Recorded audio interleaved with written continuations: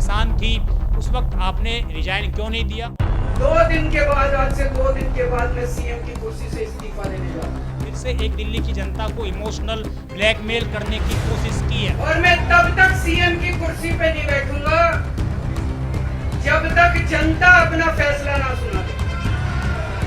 मैं जनता के बीच में जाऊंगा, गली गली में जाऊंगा, घर घर में जाऊंगा, और जब तक जनता अपना फैसला ना सुना दे कि केजरीवाल ईमानदार है, तब तक मैं सीएम की कुर्सी के ऊपर नहीं बैठूंगा। नमस्कार, आप देख रहे हैं जनता की आवाज़ जनपक्ष टीवी और आज का हमारे कटाक्ष शो में आपका बहुत बहुत स्वागत है। और इस पहले एपिसोड में हम आपको आज बताने वाले हैं कि आखिरकार सीएम अरविंद केजरीवाल जी ने, जो दिल्ली के मुख्यमंत्री हैं और 2013 से लगातार आम आदमी पार्टी की सरकार दिल्ली के अंदर 2024 तक अभी तक बनी हुई है, और आखिरकार ऐसी कौन सी नौबत आ गई कि सीएम केजरीवाल ने आज जो है अपने अगले 2 दिन के बाद रिजाइन देने का अनाउंसमेंट कर दिया है।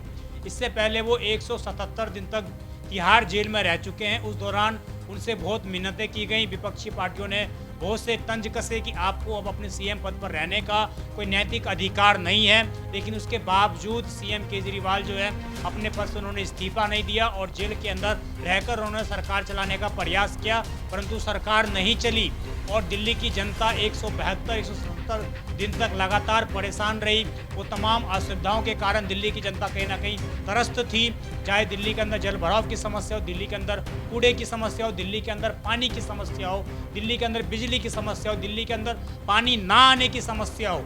इन तमाम समस्याओं के कारण दिल्ली जूझती रही और दिल्ली के सीएम रिजाइन नहीं दिया। लेकिन आज जब वो जेल से बाहर आ गए और उन पर ऐसे कुछ रिस्ट्रिक्शन लगाए गए, सीएम अब दफ्तर में नहीं जा सकते, इसके अलावा वो साइन नहीं कर सकते और किसी भी अधिकारी से नहीं मिल सकते, और वहीं केस को प्रभावित भी नहीं कर सकते हैं। तो ये तमाम जो रिस्ट्रिक्शन सुप्रीम कोर्ट की ओर से उन पर लगाए गए थे, उसके बाद उन्होंने सीएम पद से इस्तीफा दे दिया। अब इसके पीछे आप एक क्रोनोलॉजी समझिए।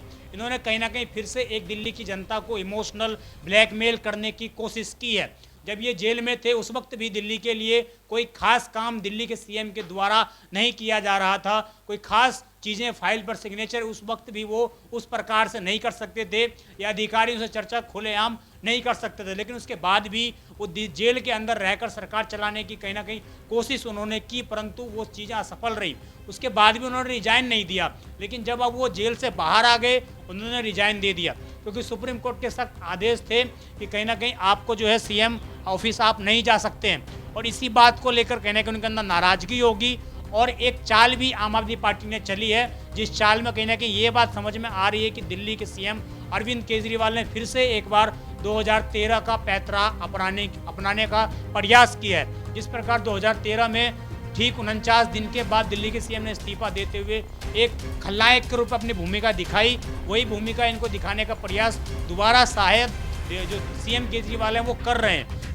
इस प्रकार 2013 में 49 दिन के बाद कांग्रेस के साथ गठबंधन था, इनकी सरकार बनी और इन्होंने कुछ असहमति के कारण अपनी सरकार से रिजाइनेशन दे दिया और इस्तीफा दे दिया।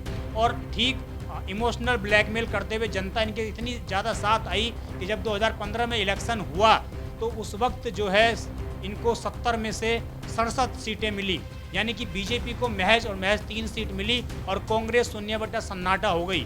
तो कहीं ना कहीं उस तरह का ब्लैकमेल फिर से जनता को एक इमोशनल ब्लैकमेल में धकेलना दिल्ली के सीएम ने प्रयास किया है।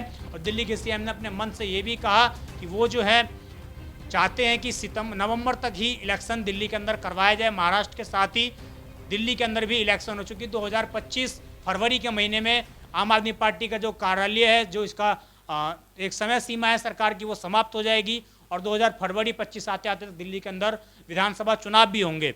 वहीं ये अब देखना ये होगा कि राष्ट्रपति शासन लगाने की जो बात बीजेपी आश्वासन अपना प्रस्ताव लेकर राष्ट्रपति के पास गई थी और बीजेपी ने कहा था कि दिल्ली के अंदर कानून व्यवस्था ठीक नहीं है, दिल्ली के अंदर विकास कार्य नहीं हो पा रहे हैं, दिल्ली के अंदर जगह जगह वोटर लॉगिंग कूड़ा करकट भरा हुआ है, उसको लेकर अब दिल्ली की सरकार को बर्खास्त कर देना चाहिए।